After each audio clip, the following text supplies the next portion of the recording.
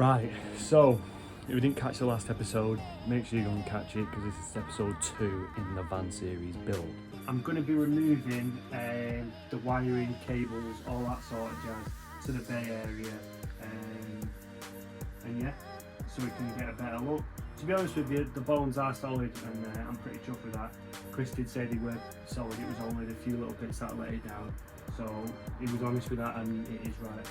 So let's get cracking and start removing some of the wiring cables that are in the bay. At this point I'm just removing any clips and any loose wiring that's not needed. I will be pulling the wiring through the frame rails that isn't needed in the bay, like the fuse board, and that'll be in the passenger footwell, but that'll be for another video. So we've got 2 sections of wiring that go through the frame legs, which will need to be cut and pulled through anyway, because I want everything coming through this hole, can't remember, like a grommet, whatever's going to go there. Basically on my 5 I've got a fuse box here, because the wiring comes out of the chassis leg down here, so I want to move that into the footwell or just underneath the dash where the glove box is. So I'm going to cut the glove box there and have all the fuses on there. This isn't a glove box, this is just one of them things, you know, we can like slide it in, so we'll make good use of it and cut that off and get the fuse box in there, and it tidies up the bay a bit more.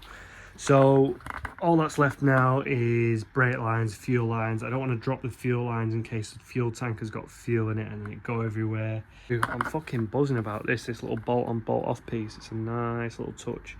It's like similar shape, similar to the Clio. But yeah, rust wise, it's little bits, you know what I mean? It's little bits. The bones are good, you know, it's pretty spot on. You've got, you know, your little bits like that which can be grind back in the well. Again, surface, maybe a little patch weld there, but again, majority of it's surface rust, not much. Pretty similar to how the 5 was. You know, everything's looking good there. Let's have a look on this side. From the inside, it don't look too bad, but if you come in the wheel well, this is probably the worst. Well, this side looks like it's taken a battering, so you can see the wiring coming through there.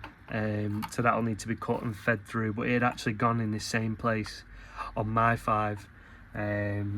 So yeah, what we'll do, we'll probably end up, like I said, that all looks good. So maybe again a plate welding in. We'll have to see when we get round to it, but other than that, pretty impressed, to be fair.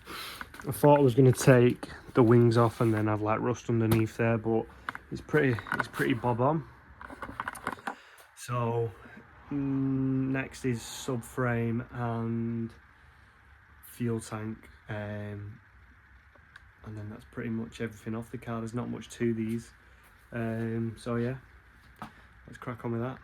Just need to move the axle stands a bit forward so I can get to the bolts on the rear subframe, and yeah, we'll crack on.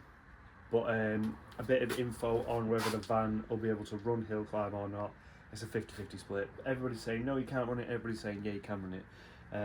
It all counts on the V5 that comes back and what it says, but it's classed as a light, it's classed as private / light goods vehicle, so it's not classed as a commercial vehicle, so I should be able to run it. But there's some sticklers in the comments on my Facebook post saying I can't, so we're definitely going to try and run it because I want to prove them wrong. So yeah, let's crack on and get this rear axle stripped. So in this section I'm just moving the axle stands because the axle stands at the moment are in a position where I can't get to the bolts that keep the subframe on, and I'm having issues because the jacking points which I could use, or the frame rails on the floor, are rotted. Let's show you what we're working with. So to get the rear axle out, this nut here to just underneath here, same on the other side. We'll have to disconnect all the brake lines first and the handbrake cables to be able to drop the subframe. So yeah, we're gonna crack on. I'll set you up on a time lapse on that because it's not interesting stuff. But yeah, the bolts that you need are these two right here and that one there for the strut. Let's crack on. So in this section we're just getting the spare wheel bracket off. It's literally bar it off with a chisel or a flathead. Now I couldn't get the brake lines off, so your best friend is a grinder. The nuts were all rusted. After that was sorted, we've gone to release the handbrake cable, and that was another ball ache. You can see me here cocking about because it's literally rust welded on. So we got the trusty grinder out and grind the cables off. I'll be fitting fresh anyway. Now these bolts were some stiff puppies. These things probably haven't been off the car since 1995 when it were new. I had soaked them in WD-40, but it makes a little bit of a difference to bring them loose, but not a major difference. I had to get the breaker bar out on this one. Now I know what you're all going to say, you need a socket gun. I have one, I forgot it, it's in the other garage. It'll be here in the next episode, but you'll see further down the line that I could have done with it today especially. Right, that was a bit of a cunt, that, to be fair. Only again because of the rust, you know what I mean? So why does that van look wonky as fuck? I need to sort it where it's jacked up because that is looking hella wonky. Give me 5 minutes. So we've undone the strut bolts, we're just undoing the two rear arm bolts. Now, no matter if you wire brush them, you WD-40 them, it might loosen up enough, but they're still going to have a bit tight, and that is what we've got here. I mean, they're not long, the nuts aren't long anyway, but it's just a bit of a ball ache.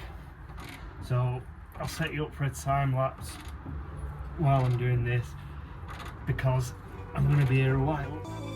So I'm slowly starting to realise that these aren't studs, they are bolts, and it's just spinning at this point. Right, so I was going ham with it on here, and basically I wasn't seeing any progress in the nut coming off. So I had a mooch on the inside, and you can see over there them two black caps.